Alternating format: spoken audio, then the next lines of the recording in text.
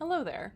My name is Sloan, aka Art Plebe, and you're watching Strange Hungers on Total Party Kiss. Strange Hungers is a Dungeons & Dragons 5th edition horror campaign. It details the secret history of the infamous Fulcrum Expedition, and is played in the homebrew world of Senelji. Join us as our characters venture deep into an icy wasteland and discover the secrets of the chaos at the borders of their world. Please be aware, this campaign includes themes of body horror, trans and queer experience, religion, violence, and loss of agency. As such, viewer discretion is advised. Now let's meet our players. Kiara is an Aasimar Warlock Cleric multiclass and is played by Pooja. Pooja is an attorney and TTRPG player, writer, and streamer. You can find her on Twitter at Pooja and on Twitch and Instagram at Poojabberwocky. Barden is a half-orc barbarian and is played by Shan Benian. Shan is a freelance illustrator and comic artist whose work has been featured in the Adventure Zone Crystal Kingdom graphic novel and the Alleyman's Tarot. You can find them on Twitter, Tumblr, and Instagram at AnonBDraws. Owesh is a snow elf wizard and is played by Sarah Chafee. Sarah is a TTRPG content creator and performer. You can find them on Twitter, Twitch, and TikTok at SarahIsCoffee, also everywhere else on the internet. Tazriel is a tiefling orc rogue and is played by VJ Harris. VJ is a platinum best-selling DM's Guild author, as well as DM, TikToker, and writer. You can find him on Twitter and TikTok at VJH Creations. Matthias is a human paladin and is played by Sloan Smith. Sloan is a stream producer, graphic designer, and TTRPG performer. You can find them on Twitter, Twitch, and TikTok at ArtPlebe. And finally, Strange Hungers is written and DM'd by Alex Teplitz. Alex is a writer, game master, and TTRPG designer. You can find him on Twitter at Alder_Mancy and on TikTok at Aldermancy, as well as creating games on Ko-fi and itch.io at SwordGhost. Once again, our content warning. This stream will feature content including body horror, trans and queer experience, violence, religion, and loss of agency. Safety tools are in place for our players, and we can stop the stream at any time in the interest of their safety. Thank you so much for tuning in. And now, on with the show.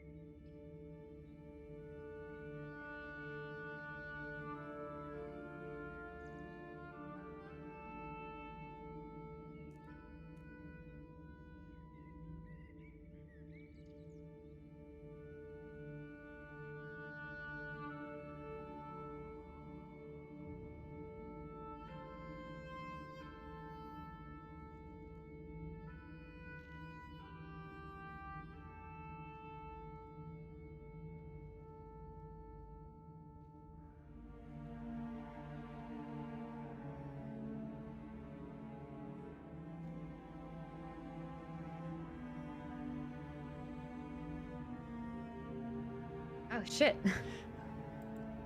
Hello, and welcome back to Strange Hungers.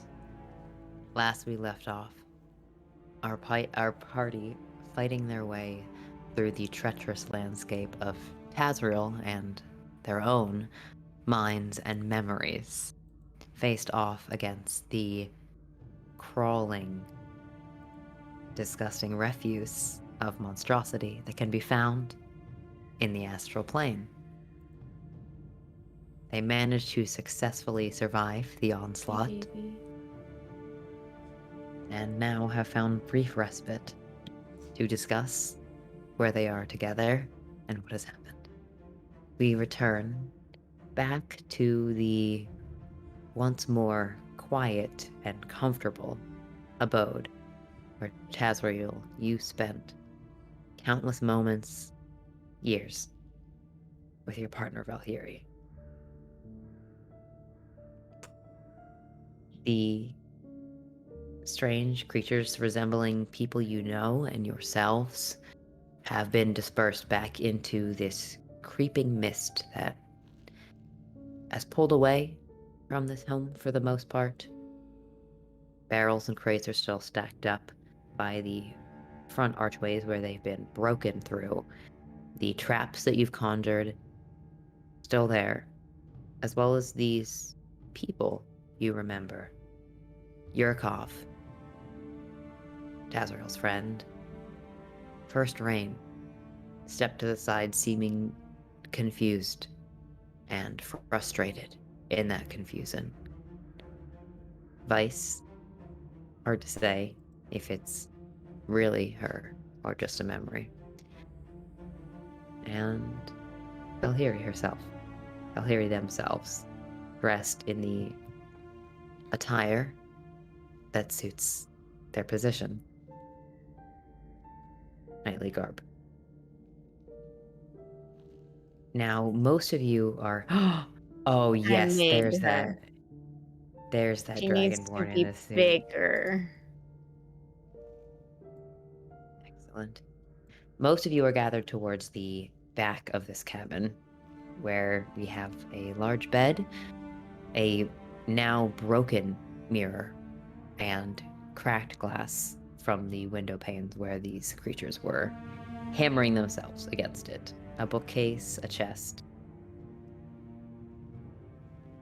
and the final blow having been dealt, quiet falls across the cabin. What are you doing? What are we doing? I mean, I have something that I want to say to this memory amalgamation that is First Rain, but that can wait to. I know that Valhyrie was unconscious and just got reawakened by Kiara. If we want to resolve that, or Yeah. Taz. No, I was gonna say, are you gonna come over? What's happening, Taz? Yep, that's exactly what's happening. Taz has just like had that moment with Oish about that you have to hit Vel in that, and then has come over to see you helping them up.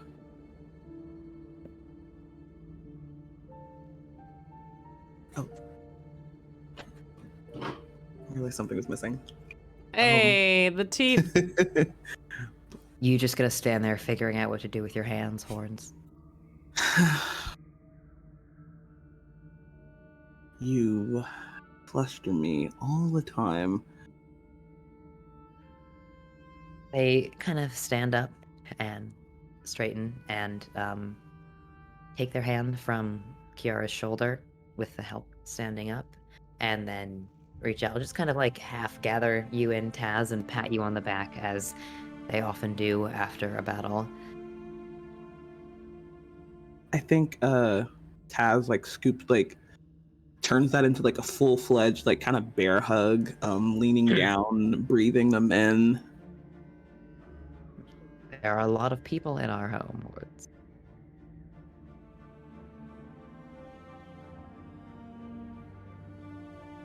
They can stay, they can go. You're not going to stand on ceremony being a good host. kind of turns. Do any of y'all expect me to be a good host right now? We have probably not been the best guests considering points But at the general mayhem. also, if you kick us out, I'm worried there's more weird creatures outside. I'm not kicking you out. Oh, okay. There are always more weird creatures waiting somewhere. That being said, if you can figure out how to not have us be here and also not outside, I would be very down for that.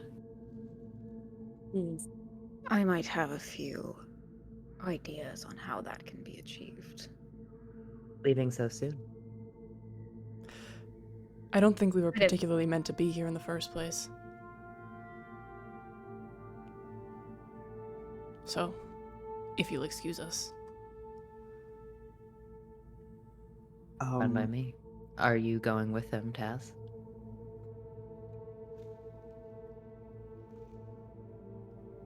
I don't think we should leave just yet.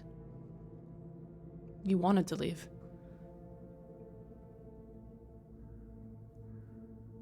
I'm not referring to... And Oash gestures to the everything. It says, I'm more referring to the location we presently find ourselves. Well, you don't all have to stand. You can pull out a stool or something. This is fucking bizarre, but Matthias is going to go to the table and I'll pull out a chair and have a seat.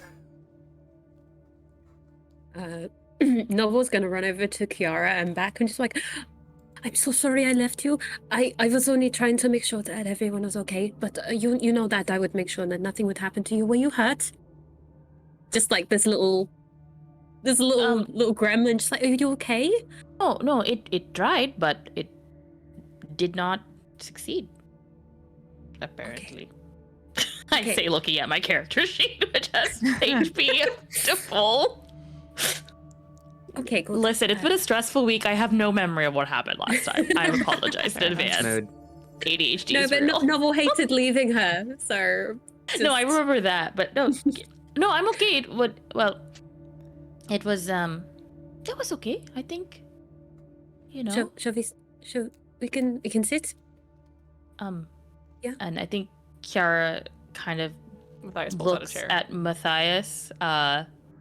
I believe they have unresolved issues, right? Yeah. Yeah.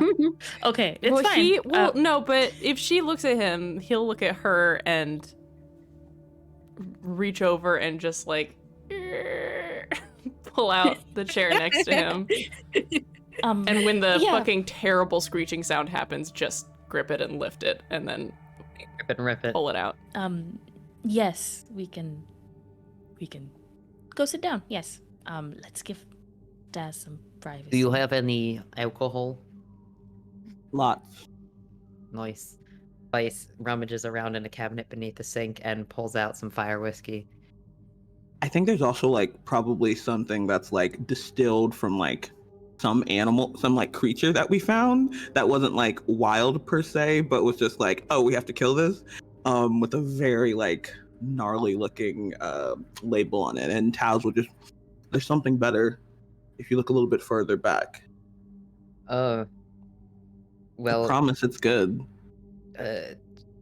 okay. She kind of glances over to First Rain and says, Dragon's Drool is an interesting nickname. I think, assuming the outside is safe enough, Taz is gonna like grab Vel by the hand and just walk out the front door and just have a moment outside. Oash is going to excuse themselves and do the same on the back of the house with First Rain. All right. Okay. Everybody leave. And then it's Teen Clown Car in the middle. Yeah, Yay. team clown cars in the middle, pretending not to listen on really important relationships. Also, there's also Earmuffs, just earmuffs. like, this has been awkward for a little bit, so This- it's even better. This big orc with like very tight cornrows kind of looks over to all of you and says, Oh no. If you're looking for someone else to adventure, I'm pretty handy with a dagger. If you can come with us out of here, you are gladly invited to the adventure. All right. You And will your have to house find sits us on on the a boat, though. That's On a boat. I think I am on a boat. Or I was recently. It's kind of hazy. Boat called. Can't remember.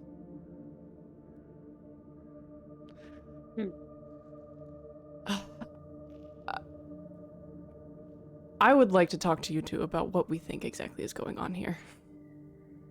And we don't have to talk about that right now. We can go skip to somebody else. But I just wanted to say that Matthias is That is brainstorming. so funny that always just like has it figured out, but fully just has not told anyone. And it's just like do. Is People with Darren- 2 brain cells try to figure it out. Are you unmanifesting Darren's mind? I don't think so, because I don't think I can do it more than like once a day, and I'd like to keep it just in case. So it can just swoop around for a bit, you know? Okay. Darren's mind hovers over the table, gesticulating menacingly. A wish went Hey, outside. What did we do? Yeah. This voice echoes very dramatically. I'm going to stay here. Weirdo. Wait, is Darren at the table? He's floating over the table like an okay. eldritch chandelier. Yeah. Novel is just like, is there like ethereal like mist yeah. and stuff? He's I'm still just, got like the, Novel like, just Angel poking eyes. up into it and just being like, so is that corporeal or just That poking tickles. I was in a good Novel, way? you can't just touch people. I can't feel it, I'm just kidding. I should have asked. Sorry, Darren, but you look very cool. Very cool. I'm setting up these little scenes. Little scenes. Just as a reminder, Darren and Kiara, once upon a time, a very long time ago, made a deal. Oh yeah. And make a deal. Okay. So they're friends, is my point. Are you opposed, Sarah, to Darren hovering over to spy on Valkyrie and Tazriel's conversation? No, not at all. Okay, then the book Also, Darren, he's a grown book. He does what he wants. He's a grown book. he's going to pull his way out from your side as you step out with first rain and just kind of flies away. Could I get a perception check from you, Taz? Roll high, motherfucker.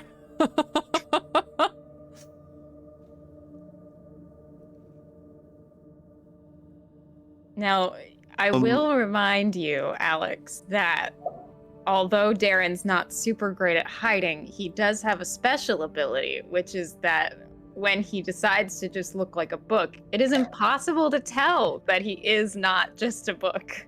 But he looks like your book. He does Yeah, it does look like my book, looks but like it your looks book. indiscernible. Oh, so interesting. This book looks exactly like Darren if it didn't just have an like- eye. If it's in the Bookcase. weeds, it just looks like a book that's in the weeds. You might not be able to see it. You Oh know? my god. Yeah, I got a 13, Alex. Okay, will you make a stealth check for me, for Darren? Yes. Oh shit! I left my dice outside, motherfucker. All right, hang on. I'll grab a different die. If you tell me what the stat is, I can roll it while you're figuring that out. Yeah. Stealth is Dex, right? Yep. So, +3 has extra to stealth. It's a 22. Jesus. Super stealthy My book. sneaky boy. You know what? He's know- too preoccupied with Vel. It's Yeah. There Fine. happens to be just a bunch of books that have been shoved into the bushes out here because Vel was getting rid of them and didn't. I don't read. Amazing. What do I need these for? My lover reads more than I do, so how dare you? Hmm, That's true, they do read. that's Anyway, fair. so yes, Darren is kind of listening in a little bit on this conversation. I think, if you don't mind, I would love to begin with Taz and Valkyrie. Yeah. Grab my Yeah. dice real quick. He pulls them outside, closes the doors, and is just pulling them into like, I don't know, I like the type of kiss you give somebody the day you get married. Like just that like passionate, long, kind of slow build up kiss. And pulls away and is just cupping their face in his hands and just staring at them, not saying anything, just You're staring. can you blame me? I don't still have blood on my face, do I? I think he'll wipe away a little bit, just a bit. What kind of spell was that? I don't know. I think it's something a wish made. Are they... It's so easy to see anything strange with what we've heard and seen and think of it as dangerous. Mm-hmm. They're I don't want to say they're not dangerous, because they definitely are, but Dangerous in the way that needs to be unmade.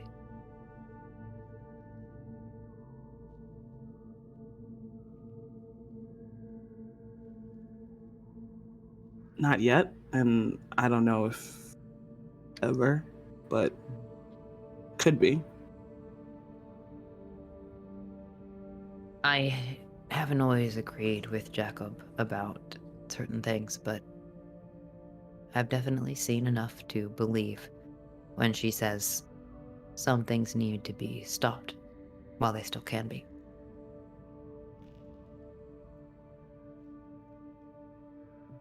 I'm not telling you I think you should kill your friend Tasriel. I'm more curious. I want to get to know people that Yeah, are no. important to you. It's just gonna start laughing at that. I mean, I guess that is fair. They are. They all are.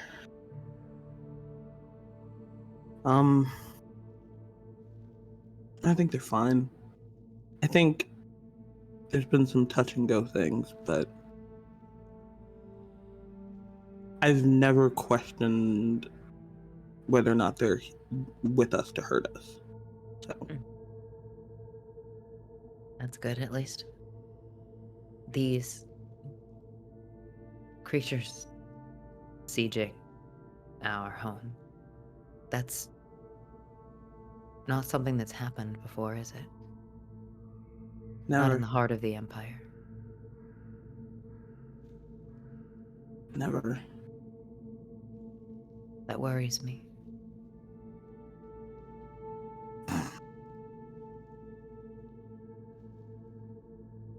Whatever it is, we dealt with it. We can do it again, They reach especially with up the others. and put a finger on your temple right between your eyebrows.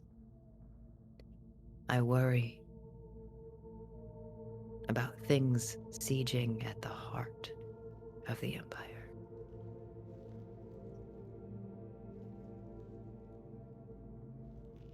Brow kind of furrows at that, but he doesn't say anything back to it, just thinking.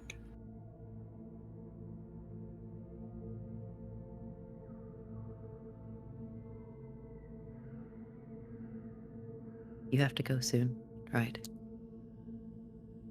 I could stay. With me. Always with you. You want to. How is that even a question? You could stay.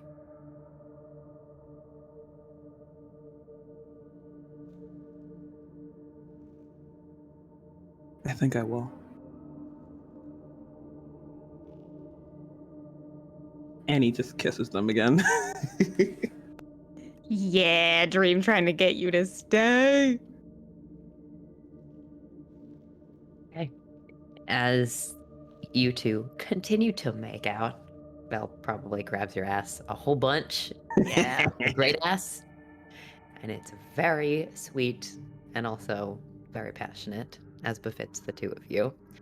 I wish Everyone wants my wizard to stop their strange, unnatural, and possibly evil magic. How dare they? Anyway, sorry. I. What? The voice of Tazriel's potential suspicions in his own mind? How dare? Yeah, we just taken First Rain out, which is quite a feat and probably would not be possible if they were not stronger in this world? Yes. Wild? No, you have to pull her out physically.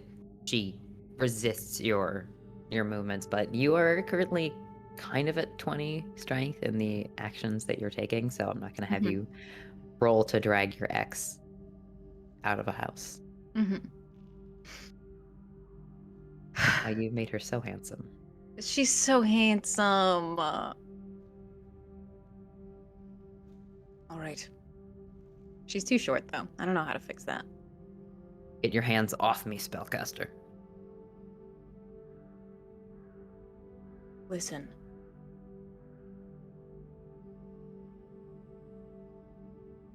There are some things that I need to say that may be useless here. But I've seen stranger things happen than telling words to a manifestation of my mind. If there was anywhere that they would reach where you actually are, it would be here. I am not whatever trick you think you're playing on me. Fine. But you said it yourself, you know that you're dead.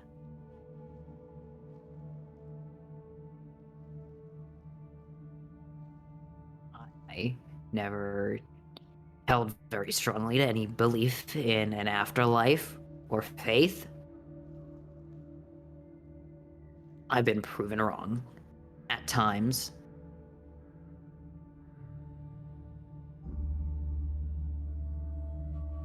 What I wanted to say was...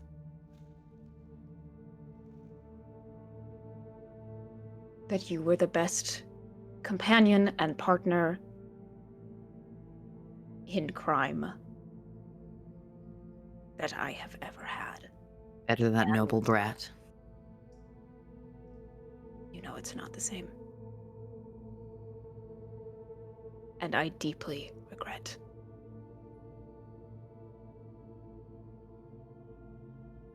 Missing you before I was able to return. I don't know if this will reach you, but I hope that it does.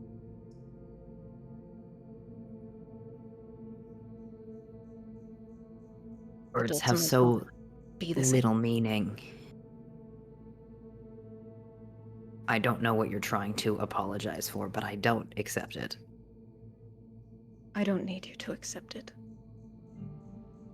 She reaches out and grabs for your hands. Oh wait, let's her. She squeezes them very tightly. You can feel the bones in your hands shifting, and then she holds them up and puts them against her collarbones and pushes herself backward with the force of your strength. That's what matters to me.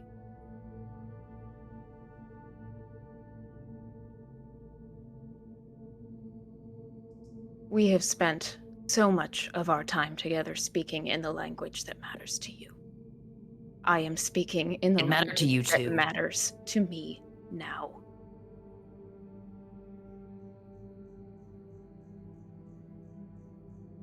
Foreign. It's too late. That might be so. But I'm saying it anyway.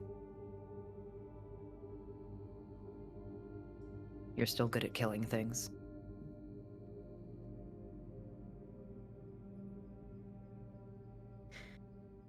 Hopefully better. Good. You always need an improvement. Same could be said of you. Seeing that you never managed to kill me.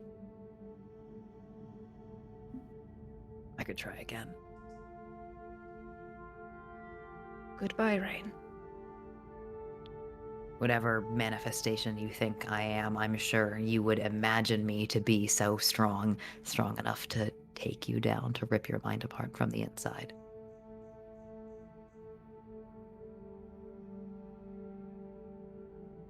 Would you like to test that? Happily. Could you give me an intelligence saving throw? Yeah.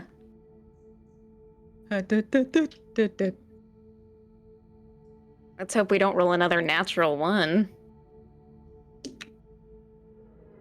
I rolled a natural 20. It's a 28. Her intelligence was never very high, but the strength you imagine is quite so. With a natural 20, you say goodbye, Rain, and as she is contesting you, blowing smoke out of her nostrils, you can see that she's fading, dispersing all the bluster. I reach forward down from the collarbone, grab the fading hand, and just squeeze it as it disappears into mist. The last thing you see is a growing flame in her mouth as she opens it to say something else. And I did base that spell off of you. And she's gone. Away steps back inside to look for Taz.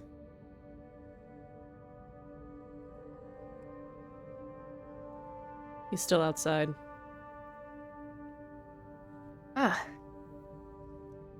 Well, Perhaps you'd like to join us. yes. I Yes. I did not think to bring this up earlier. I'm truly not sure if it even has anything to do with it, but there's something wrong with the moon is not. The moon is full. It's not supposed to be full. Before we went to sleep, before everything else, I noticed, and he takes out his planner, and inside his planner, he has the moon phases, like a farmer's almanac kind of deal. They're like it's a whole like I mean something that somebody who like takes care of the land or otherwise is involved in like farming or plants or foraging or anything like that. Something like that is inside of his little planner that he keeps. And he points to the date and then points a little bit further along the page. This is when the moon is meant to be full. Today is before we went to sleep, it's the 14th. And you can see that, I believe that it's Titan, the larger moon, is in this little thumbnail image, is only about, it's got like a quarter of darkness left. I don't know. Wish furrows their brow and pulls also out. And not a journal, but a legitimate like farmer's almanac, which I don't think anyone has ever actually seen that they have on their person, and goes, that can't be right. And then flips through it to the same page and sees the same thing. I was gonna say, Kiara has a tiny little one, which is just about the dates and the lunar phases, because that is how the Hindu religious calendar works. I know, because my mommy has a tiny little one. That's so and cool. yeah, because I mean, everything is determined by lunar phases, including, fun fact, when I get to get married. That's so No, cute. I straight up had to be like, Mom, is the 11th of March okay? That is partially what the focus on calendar and moon dates in the Raj is based on. And so but Kiara has like a tiny little pocket-sized one. It's just little. And it's also broken down into what parts of the day, like I think it's broken down into like an hour and a half phases, like what parts of the day are like more auspicious. Like Kiara has one that comes from a temple because, well, cleric. But we'll also put down like the Raj's opinion on what the moon should look like. Oh my god, 3 Spider-Men pointing at each other. No, Matthias is like very basic information. Kiara's is like really in depth just on the moon phases, and Oasis is like plant corn now. Yeah. See, now I'm feeling a little bit left out. It's okay. Actually- You can share mine. While the but- 3 of you have this out, one second, it's important to note that you actually notice some unique differences between Kiara's calendar, Matthias's calendar, and Oasia's calendar, which is, although the moons are all the same, you have certain different holidays, and there's also additional meanings to the months. This isn't something that you would necessarily have written down on the calendar, but since it's the first time you guys are actively comparing this information and talking about this information, I have kind of a unique insight for you, which is I have given my players meanings for the themes of each month as well as these themes of each day of the week, and those determine something that's kind of like a zodiac, basically. Since you guys are looking at the current month that it is, which is Neth, you know that Neth is usually considered the month of memorials. So there are a lot of days and festivals in this month that are related to mourning the dead or paying homage to them. In the Raj calendar, this is mainly the focus.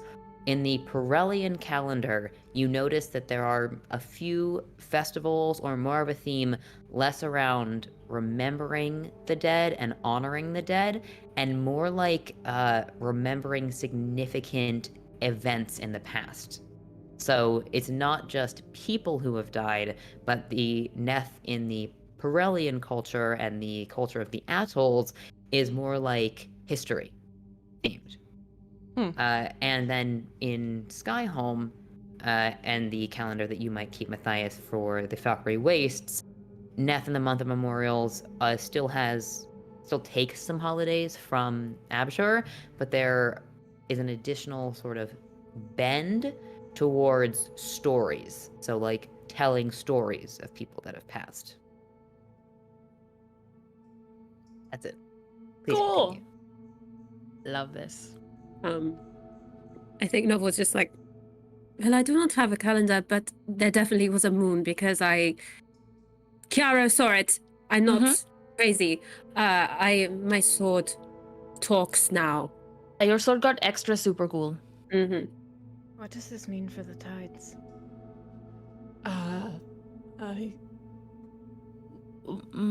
What does this mean for everything? I Is am it- not certain how much this relates to what is currently happening to us, but it does mean that we should get out of here soon. There have been strange lunar events at many points in the past. But moon phases changing? Strange? Well, not strange in a good way. But it's not something I've never heard of before. Alex, do I know any stories about something like this? History check, please. Thank you. Look. History I have a check. Face character check. that's obsessed with stories. I'm gonna do it. Hell yeah. History, gonna use my stuff. By all rights, we should. Ah, boo! That was a 2. Fuck. Aw, sad. That's an 8. That's an 8 total, though.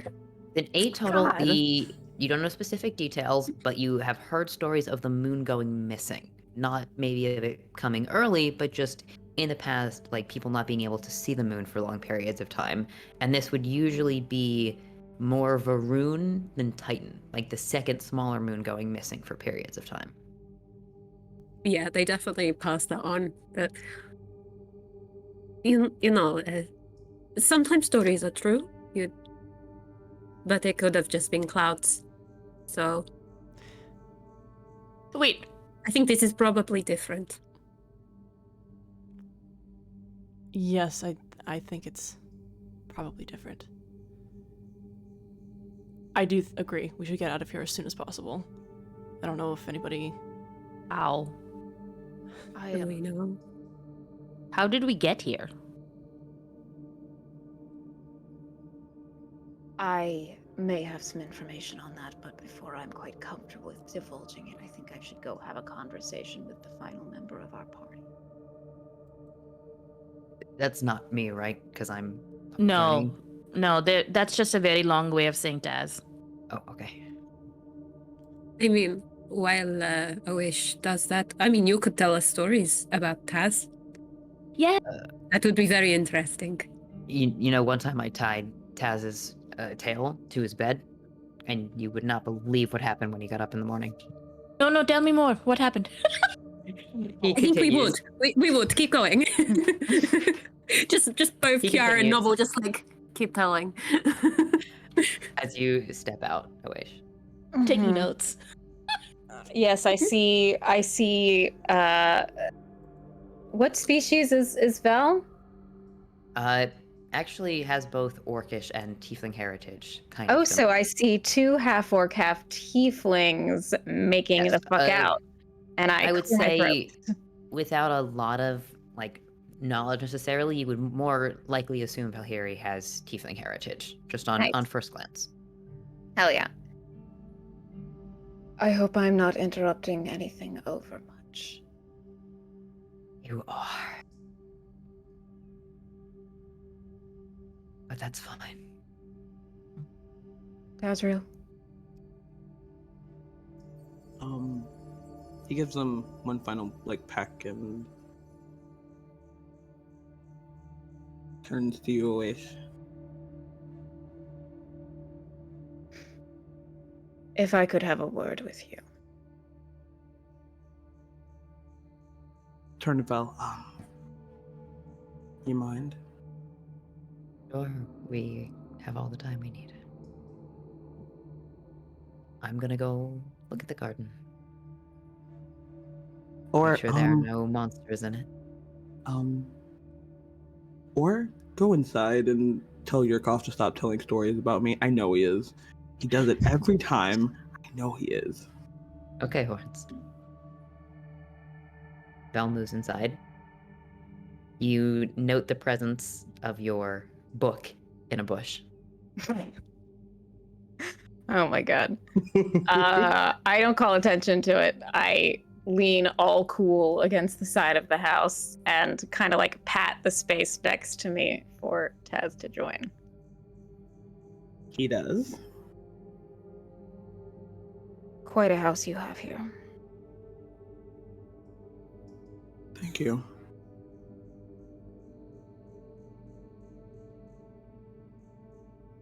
You know, there is something unfortunate about knowing and understanding so much and then finding the difficulty in applying it to your conversations with others. He nods.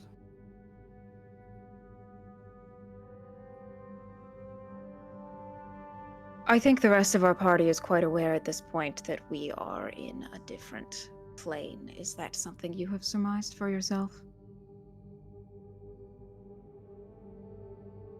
It's easy enough to tell with things shifting, with whatever things attacked us.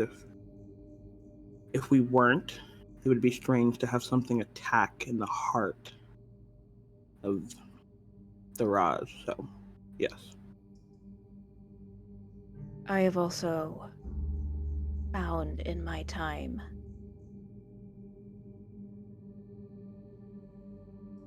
on our home plane that people with lovely houses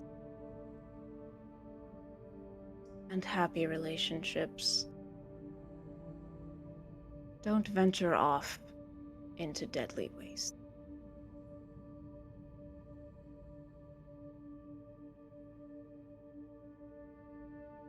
I think Taz is quiet for a moment, and I think there's like just a memory that flashes across his mind like really quick, and it's specifically the last time he knows he actually saw Vel when they were splitting up, but like just shakes it off. I'm not of the Raj. I go where I'm told. Then where was Vel told to go?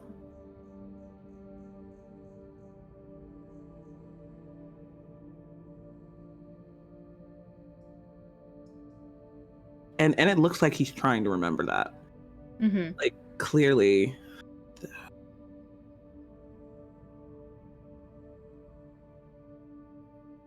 Like thinks about it for a minute and then just shakes his head. All right, Tazriel. The reason I cast that spell is because it gives me information. And when I killed that creature, I did not get one of its memories. I received one of yours.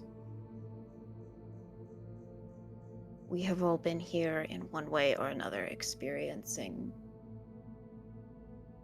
dreams, moments from our past, but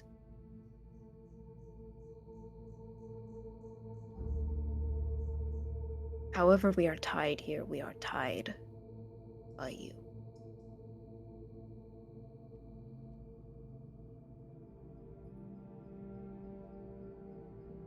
I don't know why. I don't know how to fix that. Don't you?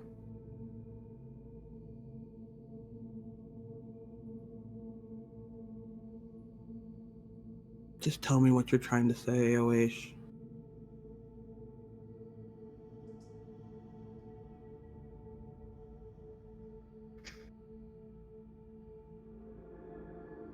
I think Valkyrie is dead.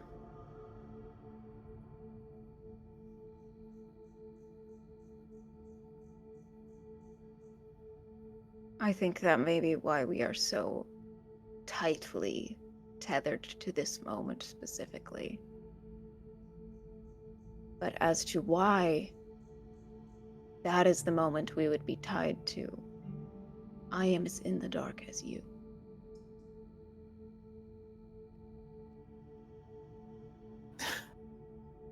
I'd remember if they were dead. There are.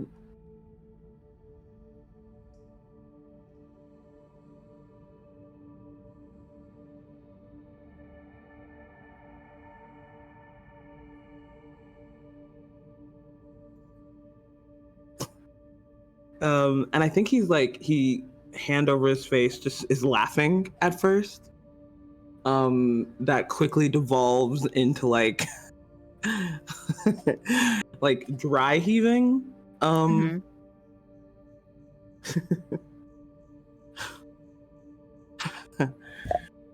Is gonna get up and like hand over his head like this and just walk around, pacing back and forth. Any like glimpse you get of his face, just tears pouring. They're so bad at this.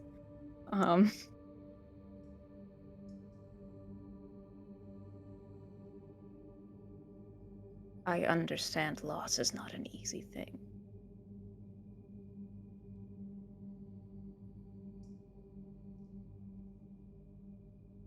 But I would very much not like to lose a member of our party as well.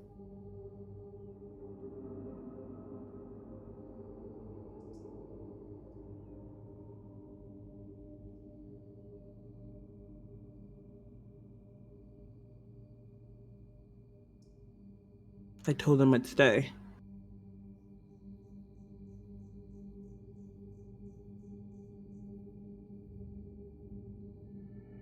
You'll kill all of us if you do.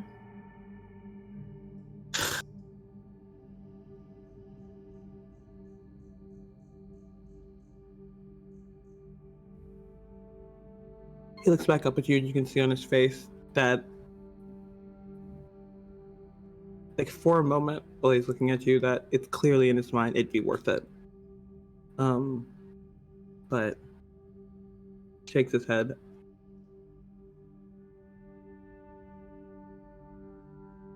I don't want anybody to die for me. Good.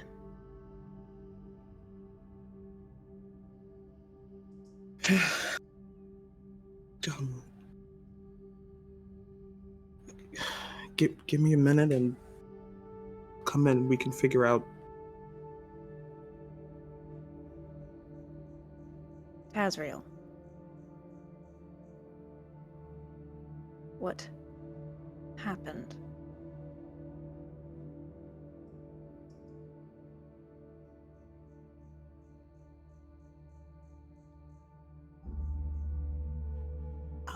Alex, since we're in Taz's mindscape, would it be fair to say that I could just show Oasis rather than tell? Because I think he'd have a hard time verbalizing at this I point. do think so. You are still in some ways fractured, so I'd still love for you to make an intelligence check for me, not a saving throw. I can do that. That's a natural 20 for 22. Oh shit! I think that suits the moment quite well. I'm actually going to have you carry that forward with another point of inspiration, and this is less a kind of like earned quote point of inspiration for you doing something, but rather use this point of inspiration specifically to represent how Tazriel is regaining control of himself, his mind, his psionic abilities in the future, and you may manifest what you would like. You asked that, and it's like he's trying to say it to you, but the words get caught in his throat. And instead,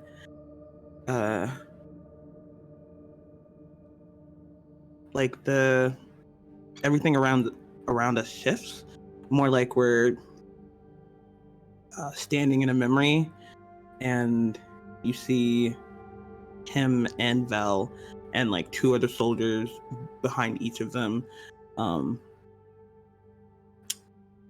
they're clearly somewhere like sewers, tunnels, very stonework, and the two of them are splitting off. Like there's a brief moment between them, just like a quick kiss, and then they head off in opposite directions. And then it changes again, and they're back, like the memory of being back inside of this home, and Taz is coming in and sees Valheri, but then it's not quite Valheri, like it, whoever they are shift, and just this white skin, deep black eyes, looks kind of similar to Novel, but there's some clear differences. And then it's all kind of like speeding by in a flash, Taz and this individual fighting, the final moments of Taz having this creature pinned down on the bed, daggers in it. They're talking, but you can't really hear it. It's more like sound is distorted, like the way it's underwater. And then you're kind of back outside of the home. Ah.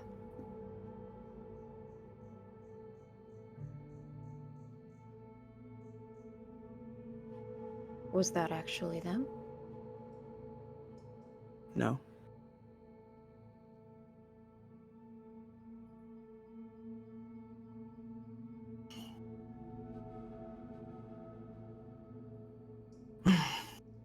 I won't deign to patronize you by over-explaining why we are here then.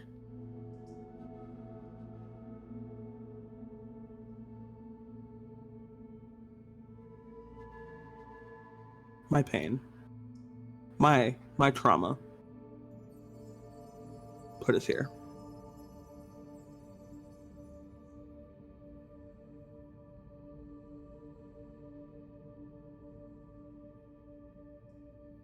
I don't am know how not. to- You do? I don't know how to fix that. not overly skilled in handling other people's pain.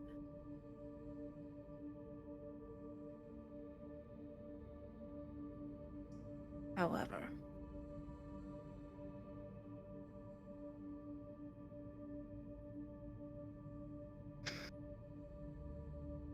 wounds deepen when they are worried.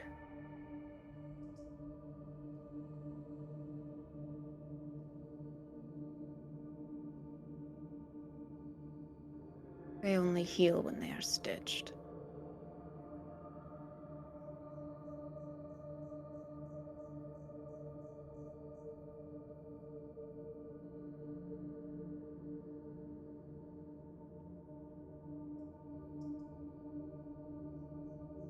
Although they still do take a long time. Perhaps it's time for you to thread the needle at least.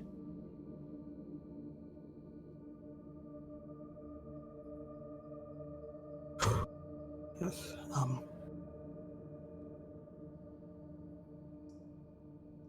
Will you send Val back out here?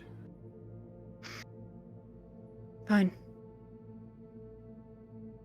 Oish steps back in. Is Vel stopping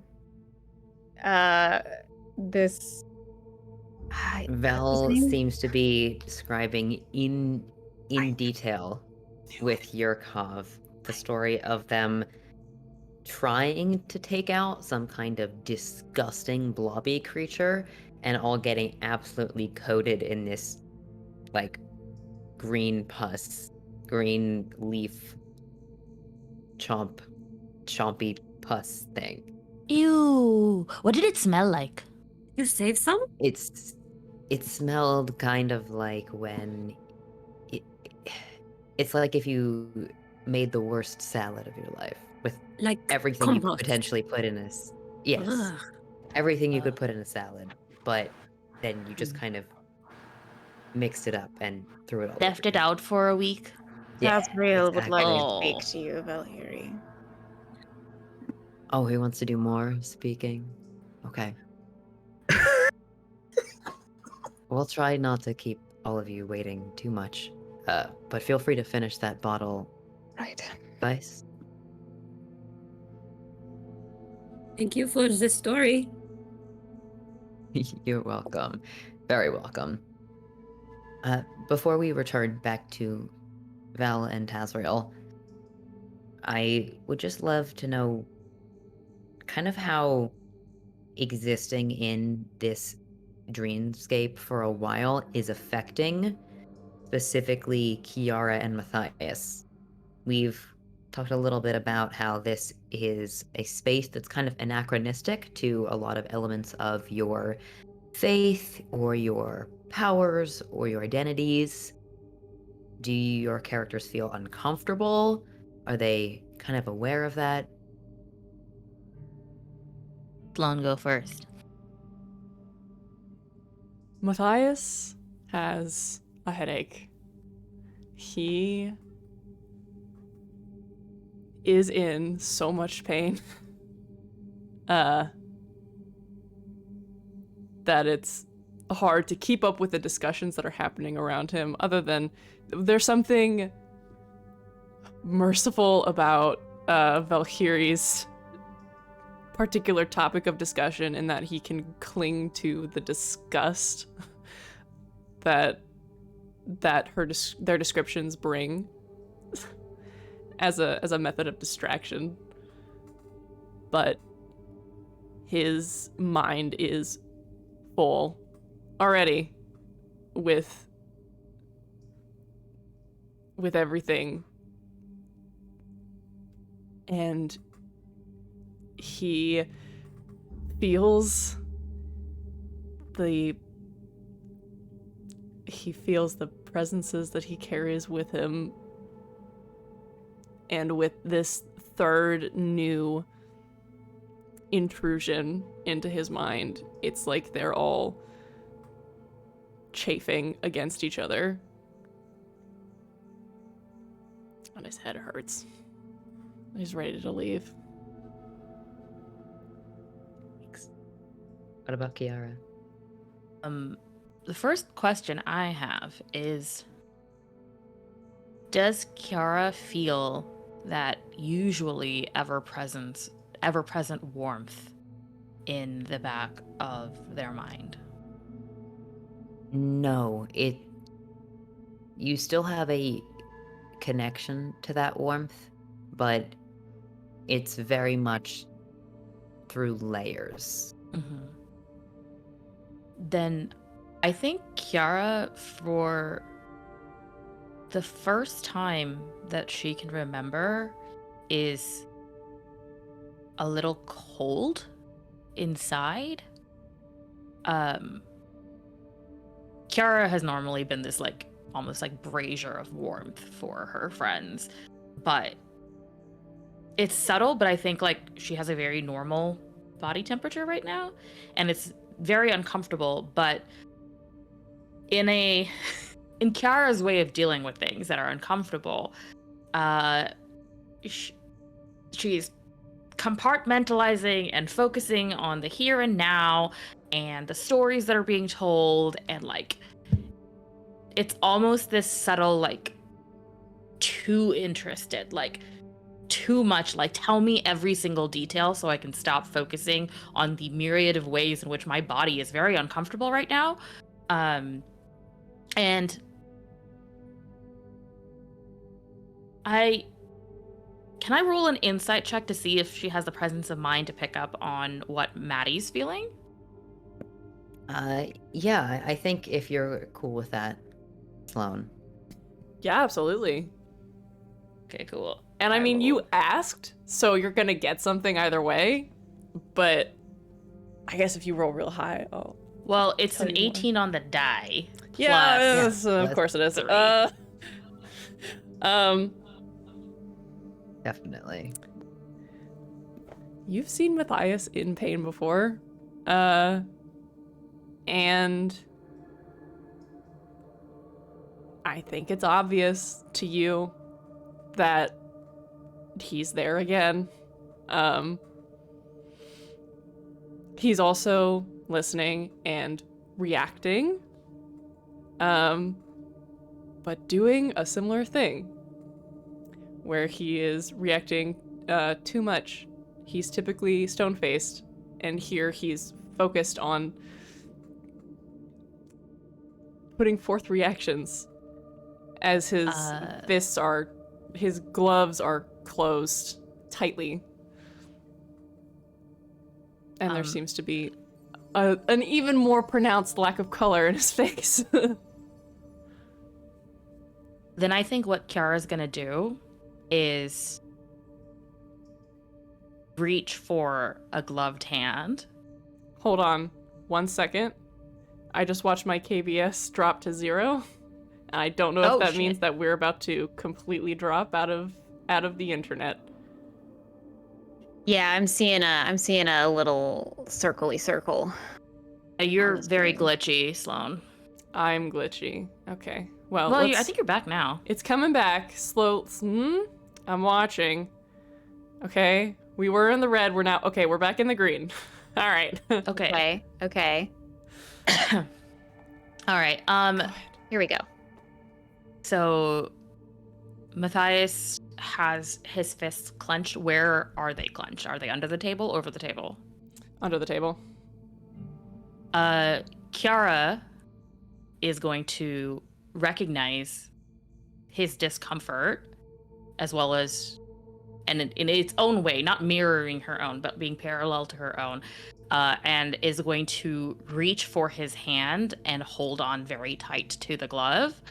And Matthias will notice that her hand is not burning hot the way it usually is every other time they've held hands or touched.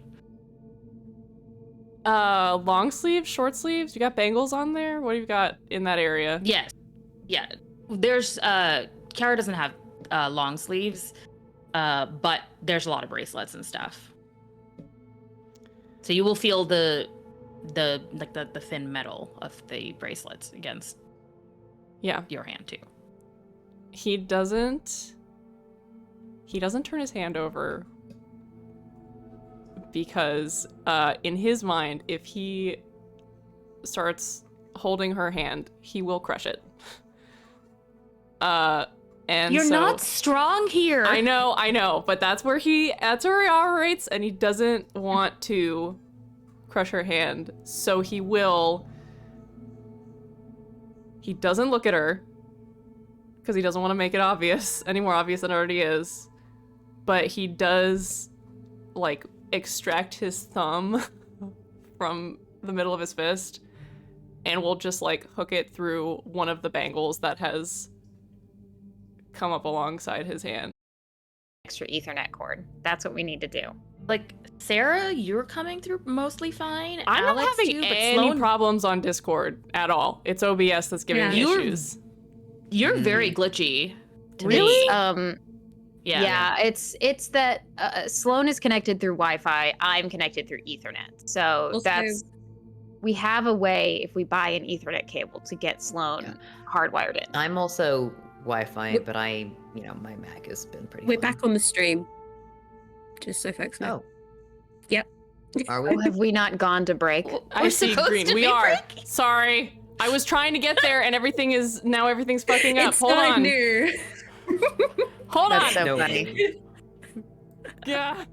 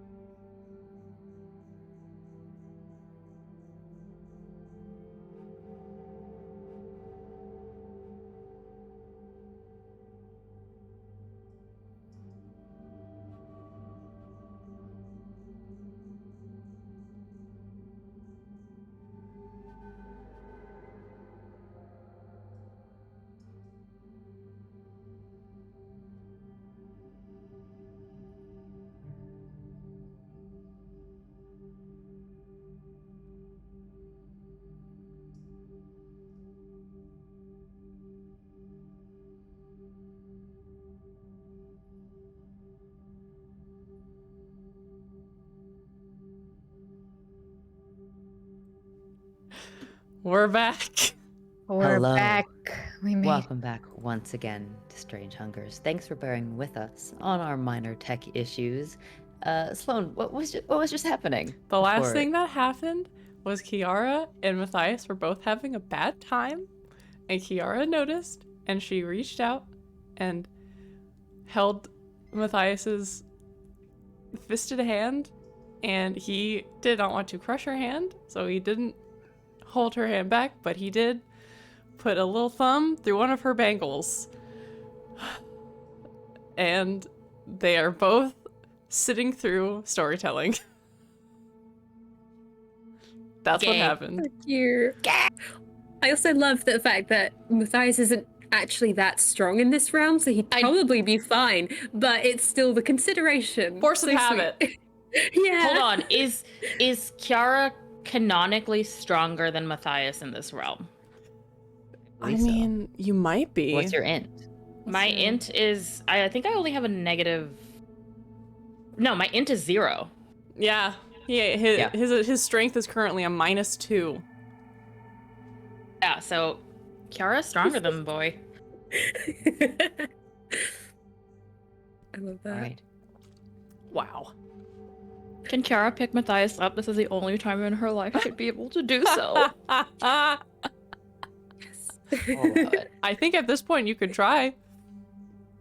She's not gonna try, but in my in my in my dreams, In your brain palace. in my brain palace. At some it's point, happening. it happened. All right. So Valkyrie steps back out through the archways under the lanterns and the light. It is growing steadily darker at this point, still late evening, and the mist, which has been curling around the edges, does seem to be calmer right now. There's not that sense that's trying to encroach. I think as they come out, they can clearly see that Taz has been crying. What did the mean wizard say to you?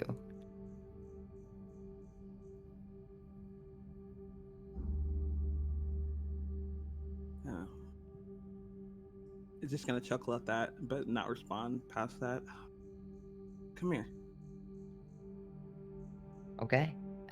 Steps back into your embrace. And it's just like hugging them, head like bent down, resting on top of the flames. It's I think it's kind of a comfortable fire right now for him. Mm-hmm. I never really got used to it. It gets pretty cold at night in the gorges of Olbara, but it's even in bone cold, evenings can be balmy in this valley. Yeah.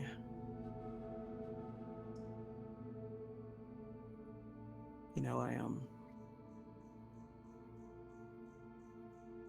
told my mom that I'd be coming back to talk to her in a little bit about spending the rest of my life with you. As long as we live with everything that we see on a daily basis. And I think he'll pull away and like look them in the eye. We should have had the rest of our lives together. But instead, I'm gonna spend the rest of mine missing you.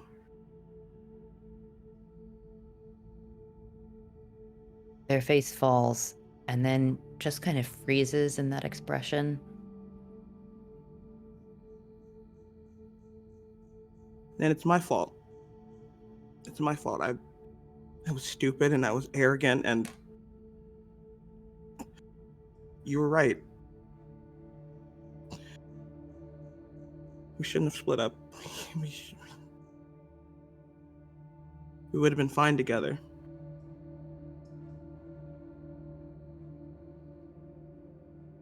There are some things that are better when you do them alone, but not many. Not this.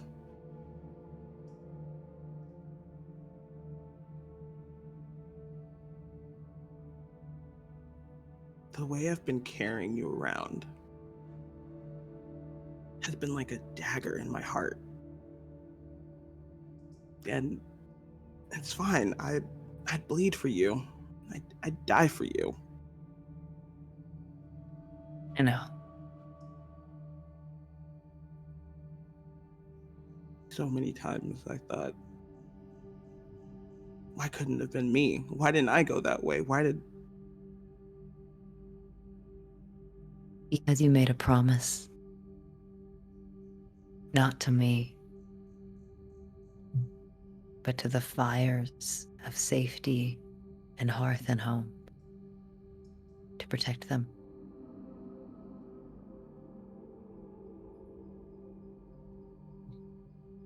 Should have broke that promise.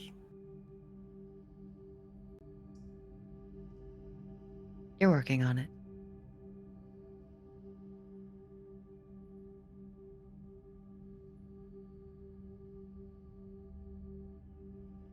I'm gonna love you for the rest of my life. And after that, and I'm gonna pray whoever is gonna listen that after,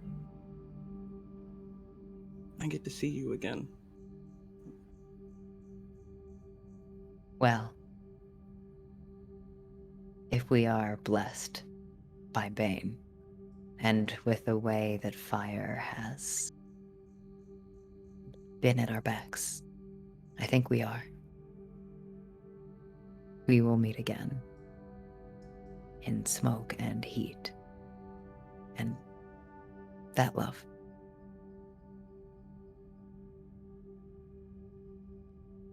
I think he's just gonna bend down and kiss them in a very clear way that he's saying goodbye.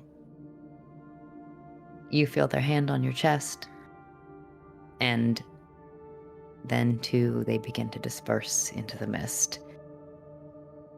There is a warmth inside you no cold can touch, and I'll stay there.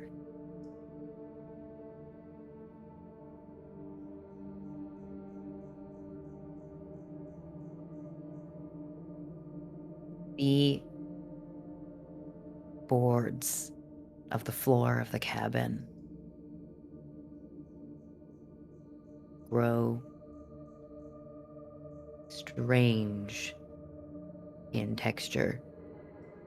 Not the way wood should feel, but roiling under your feet. Vice drops the bottle of alcohol, and instead of shattering, it just kind of floats down. All right. Novel is holding out a hand to Kiara. Yeah, Kiara And just grabs Novel's other hand and squeezes Matthias's hand with her newfound strength. And Novel holds out one to away. She's like, just to make sure we land in the same place. Fine. Okay. Ooh, should I take one of your hands? Oh, Novel whips out their tail, just like, just, you know what? And just ties it, like, it rips it around his calf. Just like, you will be fine. I'm very strong in many places. Not so much here. Okay. You're fine, I promise. It's fine. Very, very gentle around Oasia's hand, just cupping it, letting Yes. them do the holding. There are branches in the mist.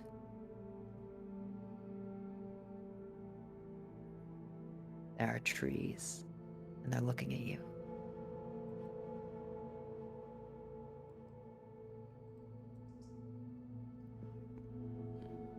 What do you do? is this Tazriel? Yes.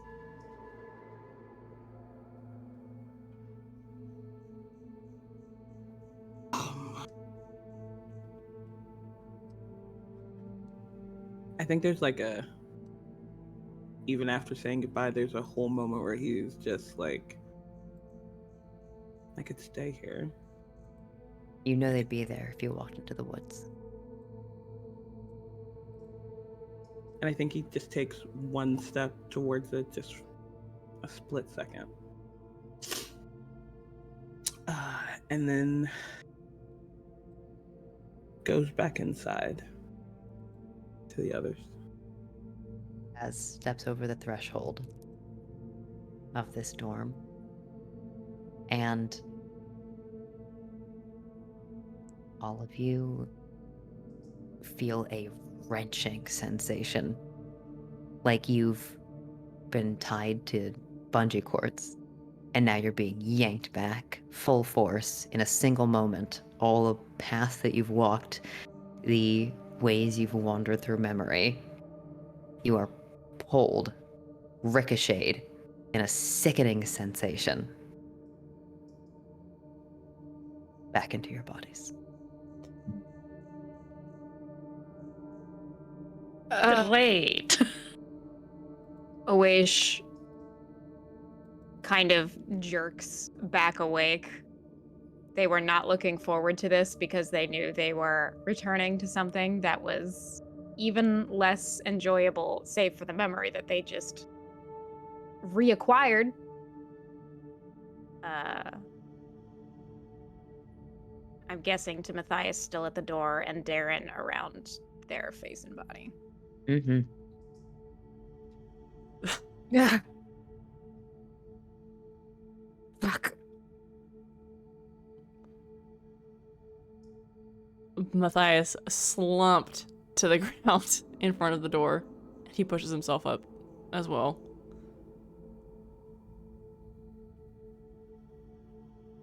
That was real. You're alone as far as you can tell outside the door. I'm inside the door. Oh, you're inside? Yeah, Matthias is Oh, inside. yes. Awish, takes a shaking hand and, presses it on themselves, and then you watch as their body just, relaxes for a moment as they cast Resist Pain on themselves so they can, get a bearing of their surroundings, speak to you, and they kind of push Darren aside a little bit with a still slightly unsteady hand and say, "You're all right." I'm fine. You?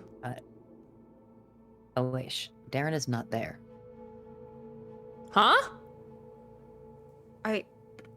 Awish just pushes themselves up just barely and starts kind of frantically looking around the room and then starts reaching for their staff. Hold on. It's possible that he just went somewhere else.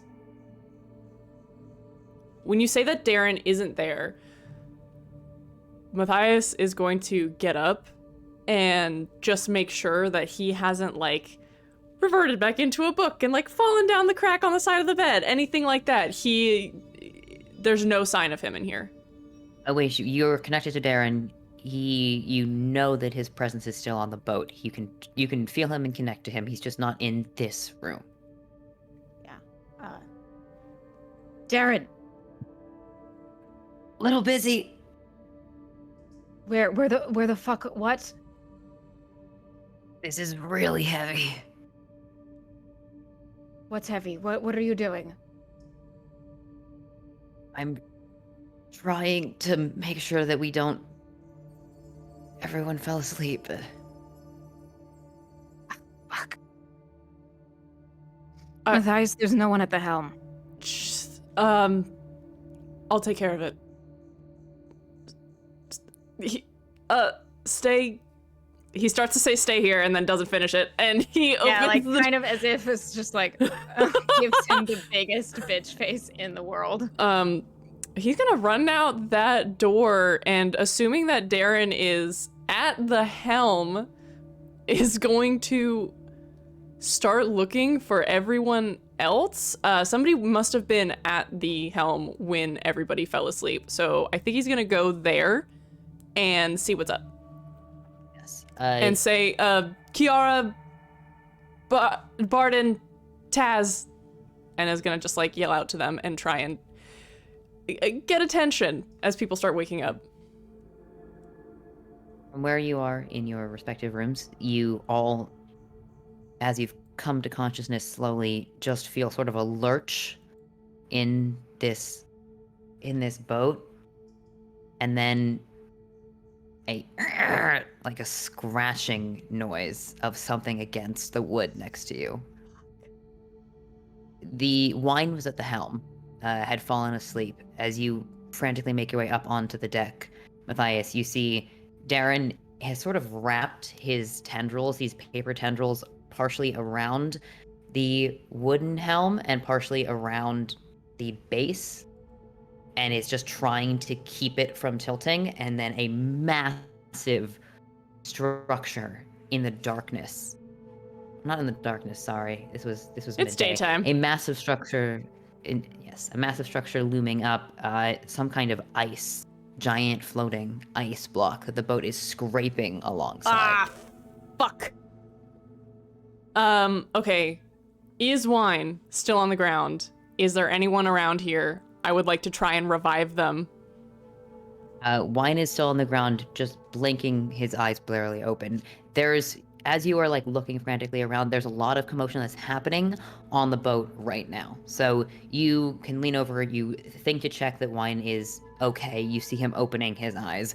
In that same moment, Barton, as you wake up, there's this like crystalline humming that's happening. Like someone singing. Like something I recognize? You think it's not familiar like you've heard it before. It's just familiar like it belongs there. And then there's a sire. It's a fucking sword. Hello? Hello? Oh. Sire. Oh! Scrambles to the side, to the bed where the sword is very nicely laid up. Just like, Toiten's Wrath, are you awake? What's happening? I do not rest. Okay, but what's happening? I'm sorry. I was think asleep. you are needed. Okay, hooks it and just very gently, like, shaking Kara, just like, are you up? Kara woke up when everyone else did. And Okay. Yeah, but we you felt hear it? the screech, right? Yeah. Oh, Just imagine us almost tumbling off the bed because Barton's so big and just, like, Yeah. pulling Kara. Let's oh no. And then I think we're just gonna scramble up to the top to see what's going on. You are scrambling. Tazriel, you wake up next to Datari. Is Datari also awake as Taz just kind of like... It actually, she kind of stirs a little bit and seems to be still sleeping. Okay, is going to wake them up because is going to wake her up because of the lurching. Hey, oh, fuck me. Every time. What's going on? We hit something. Who was supposed to be on the helm? He's Okay. just kind of shrugging as he's Yeah. running out up the stairs. I'll be there. She's getting up. After Matthias. confirming that Wine is awakening, that's like the first thing. He's just making sure, and then he is assisting Darren. He has been on many boats. He's watched people steer ships. I think he can gather how to steer a ship, perhaps, maybe. But he'll take whatever direction Darren's trying to go. He's gonna assume that Darren knows what Darren's doing and just needs a little extra muscle. And so is going to, whatever direction Darren's taking it, he's just gonna plant his feet and yank it in that direction. Give me, this will be a navigation check. So, if you have proficiency with navigator's tools, you can add your proficiency I bonus. surely do not. I Otherwise, do not at all. It's just going to be a strength check. Great. Come on, son. This is related to the fact that just grabbing something on a boat and pulling on it with all of your muscle isn't necessarily the most effective way. Hi, I would like to report that I rolled a natural 1. Of course you did. Oh my god. Can Darren Okay, use that I do have an inspiration. Is this going to break the boat if I fail that badly here? It's not gonna make things better. Okay, I'm gonna use my inspiration. Because that was embarrassing. Don't get another one. Yeah, Darren can't technically take the help action. Matthias is kind of helping him because he's fully occupied. Is this a strength check? It's a strength check. Okay, that is a 19. Oh my god. Okay. Just like, please let this be a strength check. Yeah. Strength or athletics? This strength check is not related to, like, a higher number doesn't necessarily mean you put more strength into it. It's how careful you are with your strength. So you don't, like, break the helm while you are yanking on it in a particular way. So you rest with Darren the helm, and you can feel something creaking and groaning, and there's this metal scraping sound too, like something's caught. You manage to force it without breaking it. So like a little bit, and then wait for the metal to stop like shrieking at you, and then a little bit more, and you can see the angle of the sails, which are out right now, as well as the prow, that icebreaker prow that's on the front of the boat.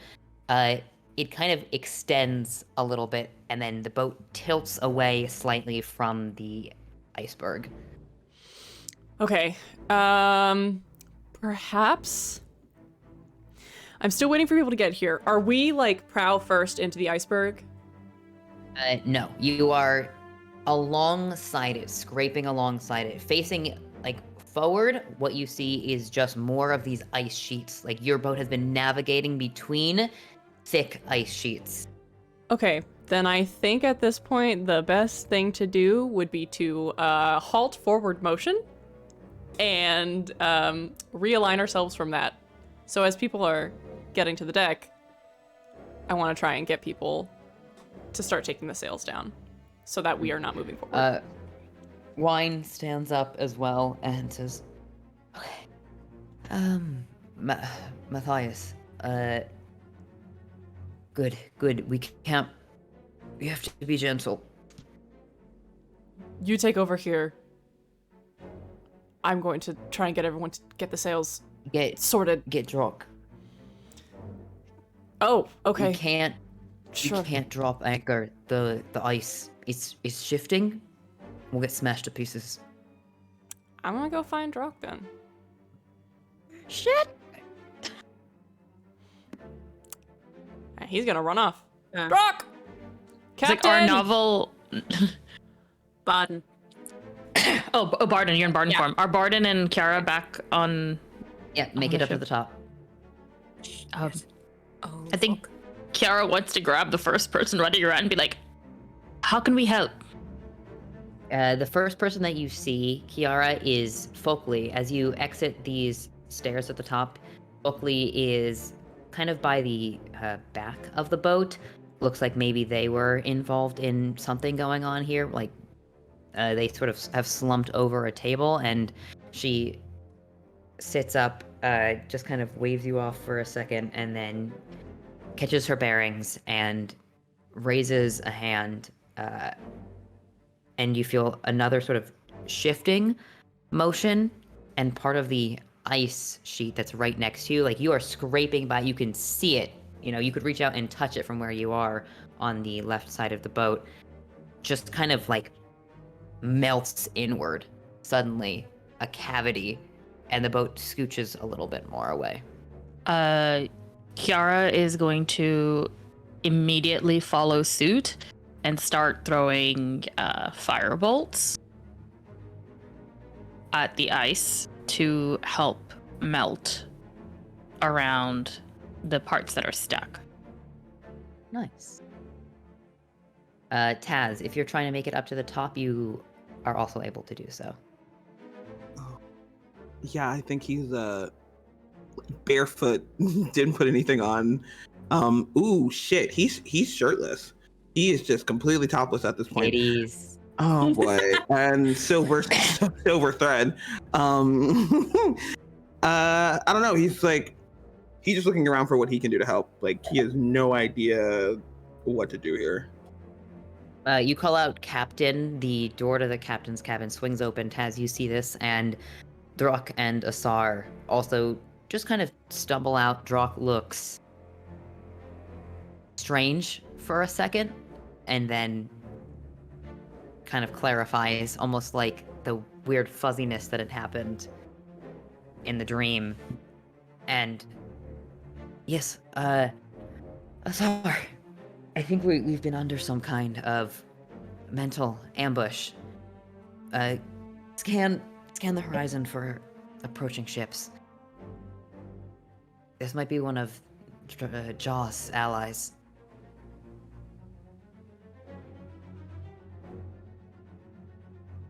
I think... Oh, God. I think as Taz hears that, he's going to step forward and say, no. It was me. Okay, well, Asar, in that case, will you throw that one off the boat and... No, just... Drock steps up and takes over the helm from Wine.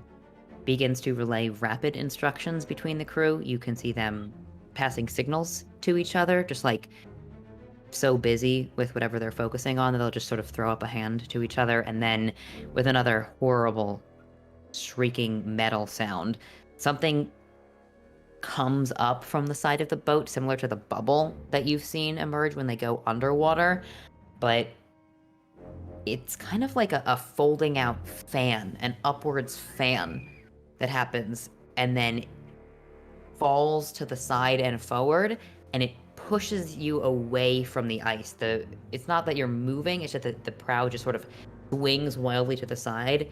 You feel this away from below deck, just like the boat swinging rapidly in this seasick motion. Yeah, my contribution to all of this is that I'm doing my best to not fall out of bed. Yeah.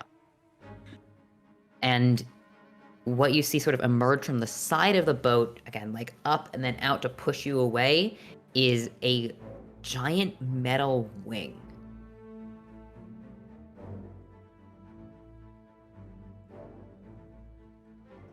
Just Barden has been between Folkley and Kiara, just like, is there anything I can do? And basically everyone's moving around them and they're all using signs like, I don't know these. Just like this really tall guy, just like trying to keep out the way, and then just seeing this wing and just going, is that a fucking wing?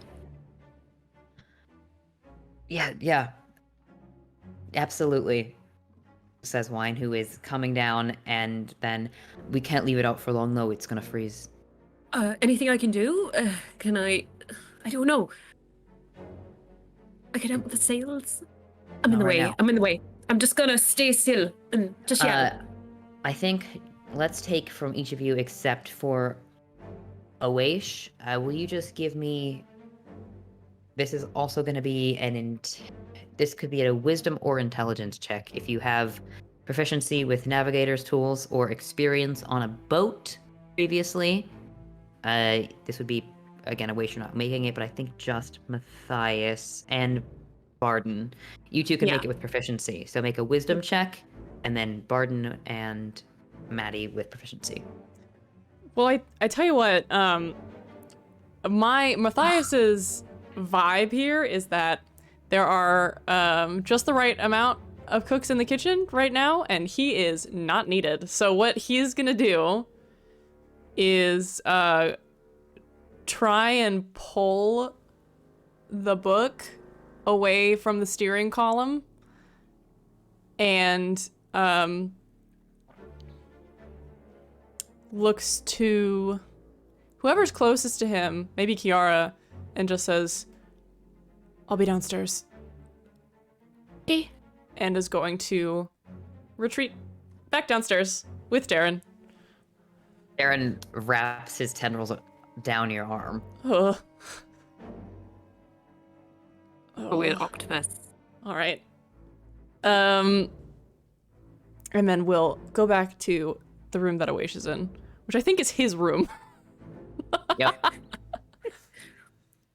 Go back inside, close the door, holding his hand out away from him like this, and Darren's just like hanging on to it.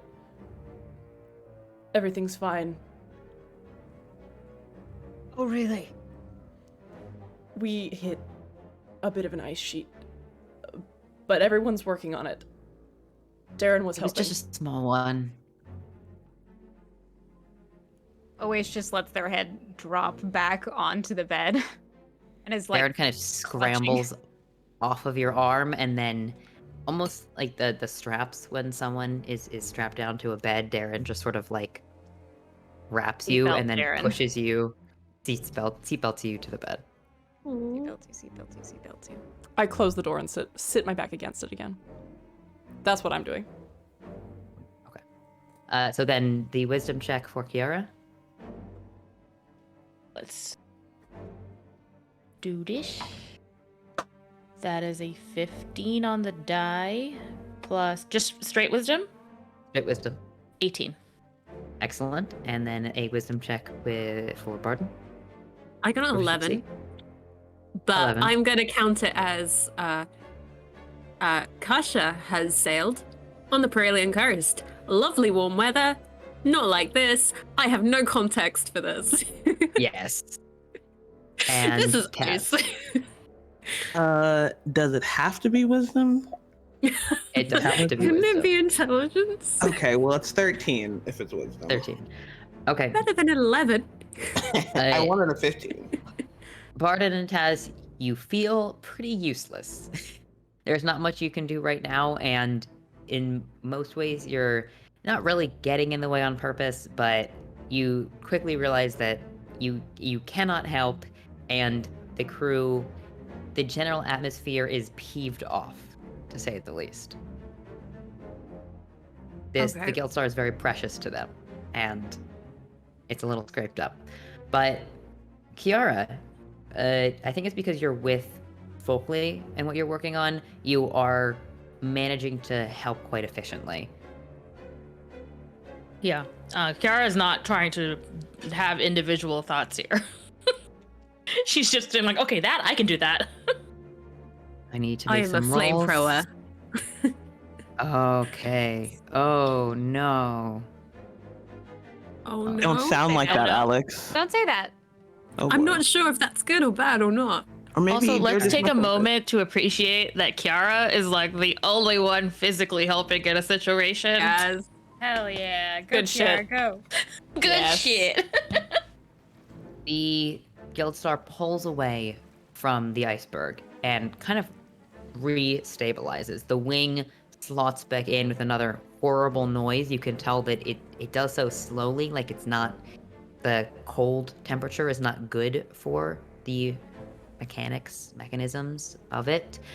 And you pull forward, but you are coming at an awkward angle into this maze of ice. You don't have a lot of forward momentum, which is what is really helpful for the icebreaker prow, even though it works effectively in breaking down ice and even like melting it to help you forge a path ahead. You are basically in the worst possible situation for the area that you're now navigating through.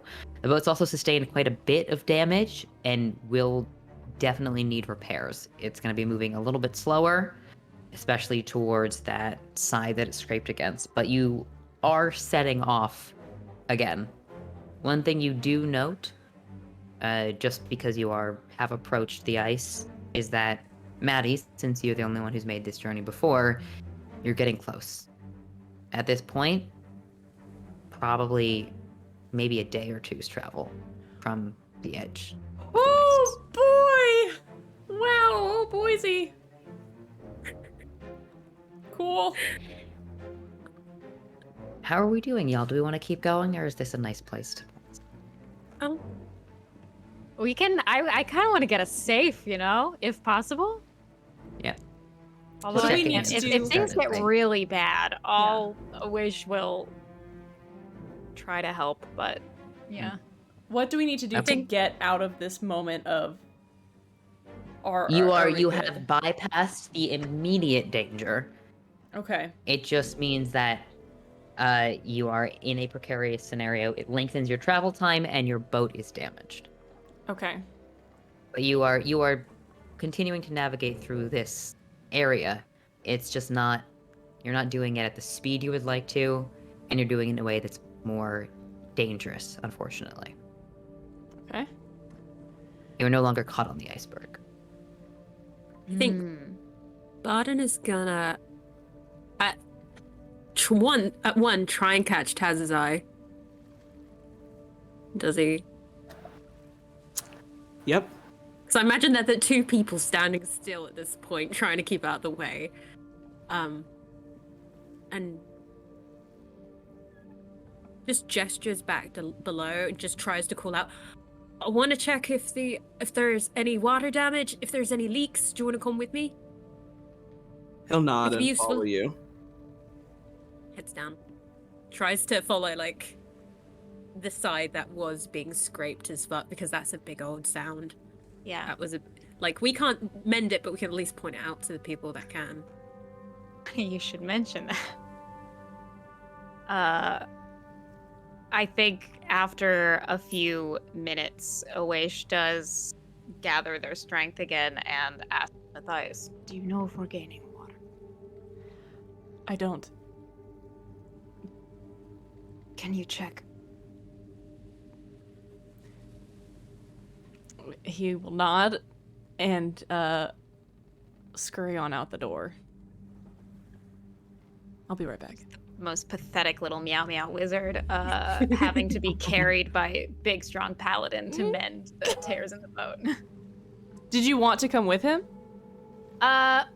If there are tears, they will venture out. Okay. I think they just want you to check for now. He'll go check. I think his path will converge with Barden and Taz. Yeah. You come out into the main area below decks. And he ventures to the side where he also heard the screeching happening, and seeing these two, assuming that they're looking for the same thing he is. Any damage at all? Can I investigation? Investigation, yes. From any Maybe of you. sound? I think Barden's just trying to listen for Yeah, sound. This would definitely be. because I will say that maybe Kasha has maybe had to deal with this before with cannon fire. Yeah. Oh, if Barden's listening, can Matthias listen? Yes. 29, Alex. Jesus. On investigation. I got Why? 14. Everybody's so fucking smart. Nothing. I'm sorry, not 29, 27. Okay. Only 27. Sorry, the DC was 28. I got a 14. What is... A 14? Hey! The surface damage is easy to see. There are portholes on this side.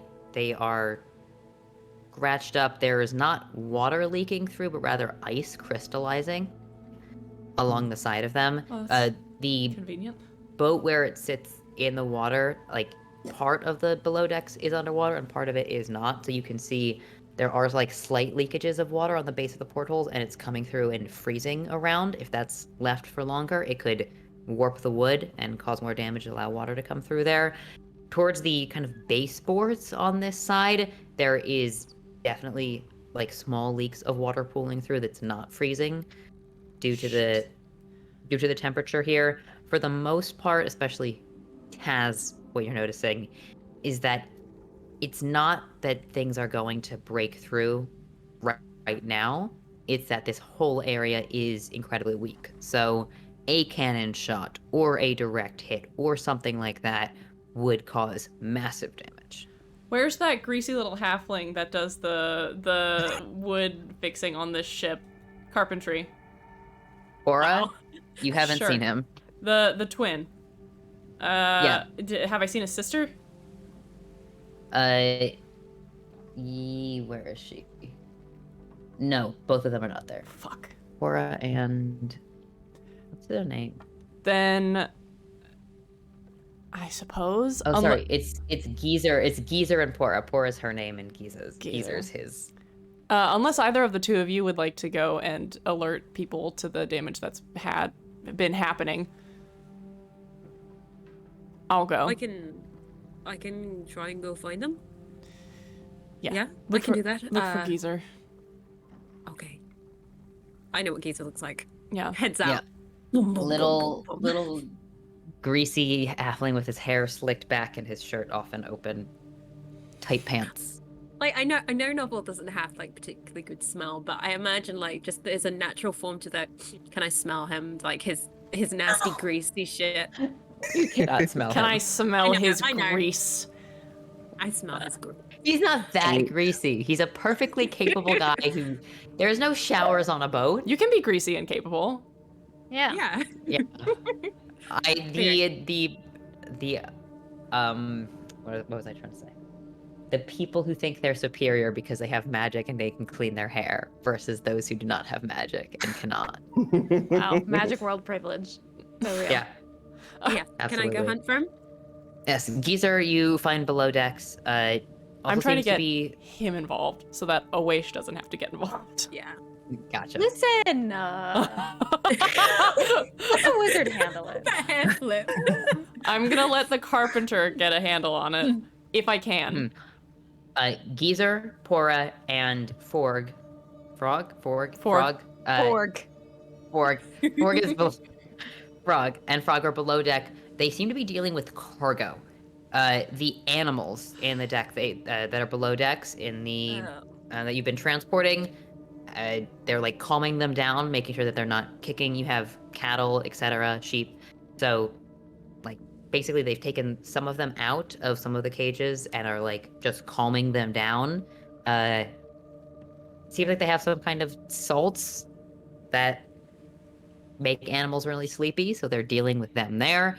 Some valuable cargo that is like packed into the bottom level, the lowest level of the boat. They are stabilizing, making sure nothing's been broken, that things are strapped down since they weren't anticipating this. You are able to grab. You see Geezer there. Hi.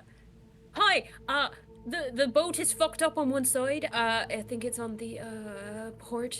That way. That side. Okay. I Okay. forgot All which right. one it is. I can help here if you go. Get lumber. Get the lumber. Where is it? I can get it. I just don't know where it is. Over there. And you Okay, see okay. some is Just- stacked beside one of the animal cages. He reaches forward, grabs a tool belt just like off of Frog and straps it around his waist, and then traipses upstairs with you and the lumber. This is not going to be pretty. Oi, big It'll be man. fine. Yes. Hammer carefully. You talking to me? Yes. Okay. Matthias will Auden holds it up for you. Yeah. You two, holding it up so you can. It's gonna take the two pairs of you, so Tazriel and Geezer, or Tazriel and Barden, and Geezer. I think we should balance out the strength in this little group. Yeah, I'll go with Taz. All right, so Barden and Taz, you two are repairing. Geezer and Matthias, you two are repairing. You don't need to make a roll for this. The act of asking to do it is helpful. So you're taking just time to work on the repairs of the boat. The health of a boat in D&D is calculated in hit points, and I've been tracking the hit points of the Guild Star, so you are taking time in some ways to cure the boat. Right. Okay. Cute. It's because Love it. that's Giving the boat a short rest. Give a little short rest, giving yeah. the boat a short rest. Darren Little is hit lying dice. on top of you. You went somewhere. Yes. I need. Usually on days like these, when you go somewhere, it's a good thing. No, it's.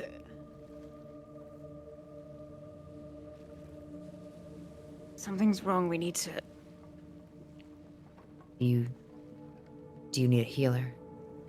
No.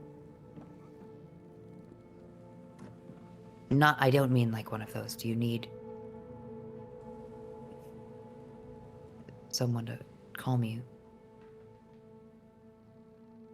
I think if Darren's usually pretty connected to Awash's brain.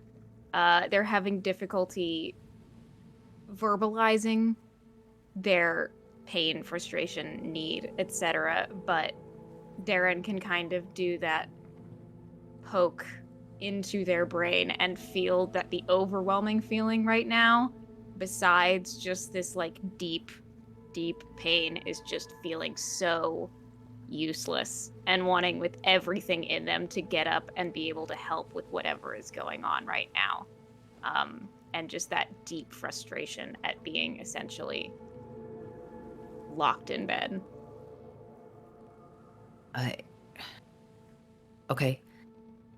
He reluctantly, you can feel it, kind of pulls himself off of you, and then blinks his eye closed and then opens it again. Usually you are able to project your consciousness into a familiar and to see through their eyes. As he blinks his eye open, it's almost like a ping, a request, where he's saying, you can look through me. Thank you. And transfers their consciousness over. Yeah. You blink into Darren's consciousness. This makes you blind deaf in your own body, which not much to observe. And he crawls out, pushes open the door, and out you see through Darren's eyes the repairs that are happening here. He moves past them and up to the top deck, giving you a view of that you've moved past the iceberg. You can see the ice sheets ahead, as well as Drock at the helm directing Asar, Buckley and Kiara throwing whatever elemental magic they have to try and help with this prow. Whatever we can do. You're able to cast your spells through him if there's anything you think would be beneficial. Homosexual. Let's see. I think Oash would go up towards the prow where Kiara and the others are trying to break this ice, and would start strategically flinging missiles towards the ice to break it up as well. It is to repeatedly cast spells can be quite exhausting, even if it's a cantrip, but... It's not a cantrip. To repeatedly cast magic missile is quite exhausting, but it is helping, especially because you lending your powers of observation to this, more so than just Darren's powers of observation, mean that you are directing them in ways that are quite helpful. You don't need brute force where you have cleverness and observation. Mm-hmm. Amazing. Yeah, and they will continue to do that until it seems like they are not in danger. I think tomorrow they'll go around and try to help mend what's broken, as it were. With all of you helping and assisting, the repairs on the boat are just going to take a few hours. You manage to stop any kind of immediate danger. It also, just probably moving around and helping Kiara, there are points where you might go downstairs and lend some of your warmth to the ice that's gathering in some of these leaks and cracks, making sure that that's not something that's going to cause a lot of damage. Another note is you've been slowly experiencing more and more chill. You put money into the Guild Star to make sure that it would be able to sustain you through the coldness of the Kvekdal, but this is a kind of cold that even Oash can just feel now. There's this sensation that this is what it's going to be like from now on. That if you are not bundled up by a fire, using your magical tents, or wearing lots of layers, no matter where you are, you're just always going to be a little bit cold.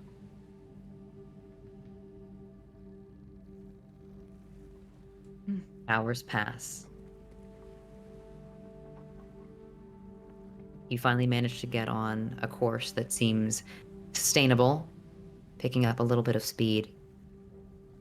A constant wrenching of the prow, breaking its way through smaller pieces of ice, until you finally pass through this maze of thick ice sheets. And just as the meager sun overhead is starting to set, you make out in the distance a landmass.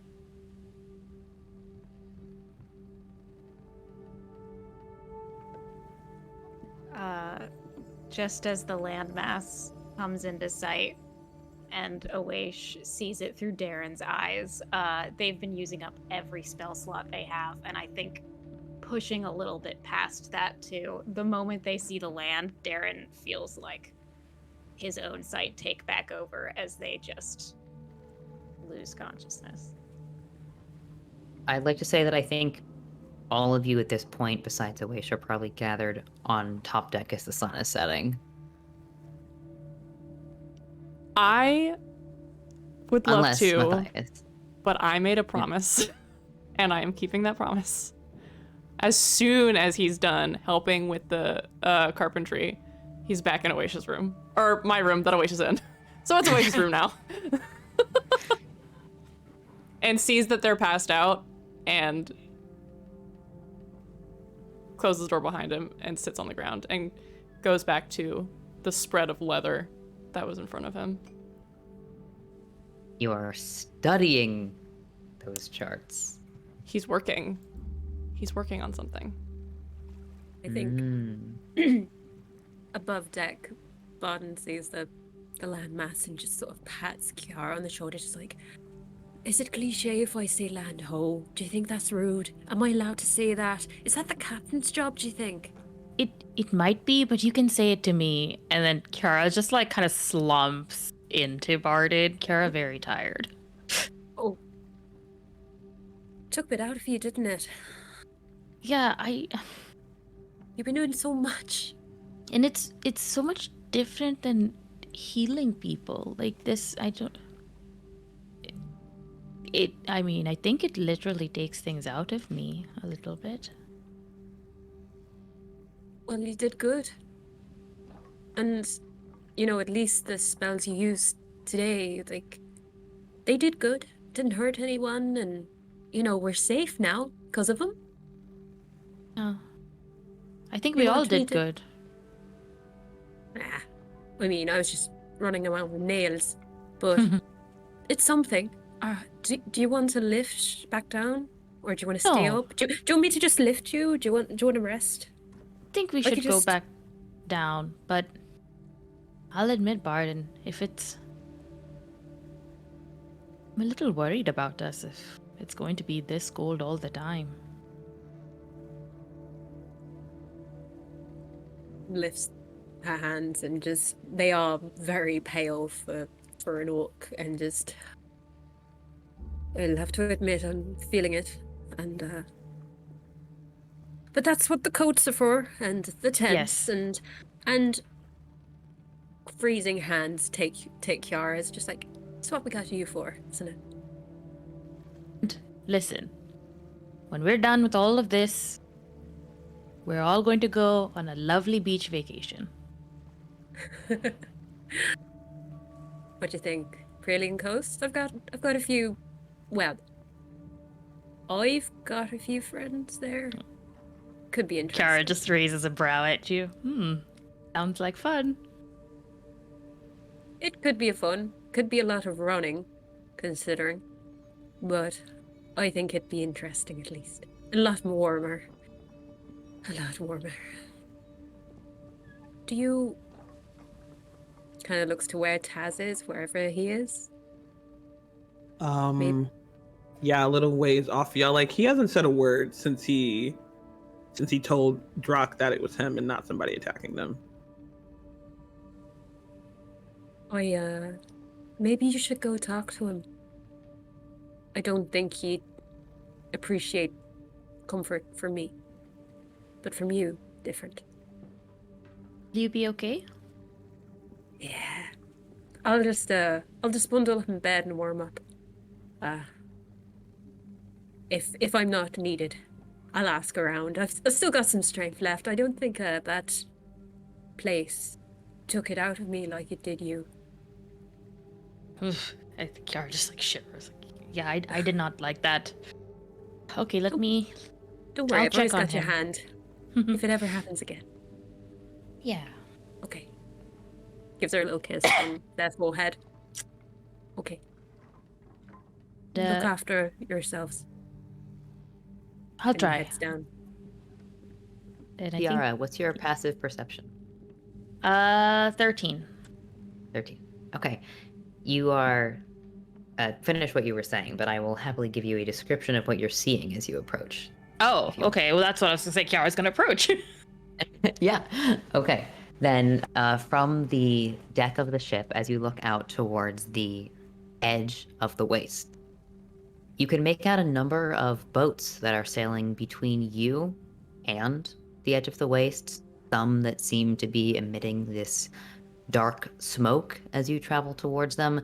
Others that are much larger than the Guild Star and massive billowing sails. As it grows darker, you see lights lighting up, lanterns, one in particular that seems to have some kind of large tower structure that's just kind of floating ahead of you. And as it grows darker, you see that tower structure alight, and then, like a lighthouse, a beam sweeping across the boats that are approaching this edge here, passing over you in its light. You feel a sensation of warmth. This is some kind of magical beam, definitively. It's not on the edge of the waste itself, but rather something floating there. I think, considering your fairly high wisdom, you do notice that there are a bunch of different kinds of ships. It's hard to make out, but sails that are slightly different in shape or color, as well as boats that seem more suited for this atmosphere than the Guild Star itself, just thicker layers of wood or metal. Maybe things that might be Ornaparan make, or somewhere else entirely from Nizande. The wastes themselves, as they come into view, begin as a white line on the horizon. And then, as they grow larger, you can see tall peaks. There are woods, these dark woods, impossible to tell what kind of tree, but they scatter across the bottom of the mountains. Possibly settlements as well, these tiny squares, smaller than matchboxes, as you look. And then it just covers more and more of the horizon, going from this line to almost a C shape. Everything you can see facing in front of you is just white and black. There's no color, there's no green to this landscape. It's monotone, grayscale. The brightest thing that you see around you is just the lights of the ships approaching.